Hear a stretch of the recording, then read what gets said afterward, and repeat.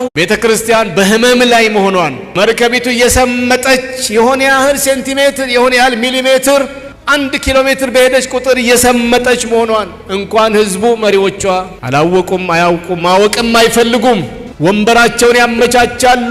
እንዴት ቤተክርስቲያንን፣ ወንጌልን፣ አመራርን መሰላል አድርገው ተጠቅመው የሚፈልጉት ቦታ መድረስ ነው ብዙ መሪዎች ህልማቸው። እዚህ መካከል ቅን መሪዎች እንዳሉ ሳይረሳ ህዝቡ ምእመን የሚባለው ክፍል መዘመር ካልሆነ በስተቀር ተሰብስቦ መበተን ካልሆነ በስተቀር ብዙ አሳሳቢ ነገር እንዳለ እየገባው እየተረዳ አይደለም። ምክንያቱም ከመድረክ ላይ የሚባለው አፏጭ፣ አጨብጭብ፣ ዝለል፣ ጨፍር፣ ደስ ይበልህ ብቻ ስለሆነ ትንሽ አሰባርግ፣ መንፈስን መርምር፣ ዘመኑን የሚል መልእክቱም ትምህርቱም ስብከቱም አሳሳቢ መልእክቶች ስለማይሰጡ አሳሳቢ መልእክቶች ከመጡ ህዝቡ ይቆዝማል፣ ተስፋ ይቆርጣል፣ እግሩን ይመልሳል ተብሎ ስለሚፈራ የጉባኤው ማነስ ደግሞ የመባ ማነስ ነው፣ የአስራት የገንዘብ ማነስ ስለሆነ አይነካም።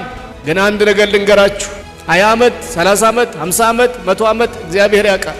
የኢትዮጵያ ቤተክርስቲያን ግን በመስመጥ ላይ ነች ወይም በመስጠም ላይ ከሆነ ጊዜ በኋላ ወንድማችን እንደዚህ ባለ መድረክ ላይ ሲል ሰምቻለሁ እንድትሉ እማኝ እንድትሆኑ ካልተመለስን ካልነቃን በስተቀር ካፒቴኖቹ መሪውን የያዝነው ፍሬኑን የያዝነው ከፊት ያለ ነው ተሳፋሪ መንገደኛውን ጭምር ካልነቃ ጭፈራው ብቻ ከሆነ ግብዣው፣ ስፖርቱ፣ መኝታው፣ መዝናናቱ ብቻ ከሆነ አንድ ቀን ሁላችንም እንደነግጣለን። ምን ሲሆን ስትላተም ከበረዶ ግግር ጋር ሄዳ ስትላተምና ከማትመለስበት ስትደርስ እናዝናለንና እግዚአብሔር አያድርግብን።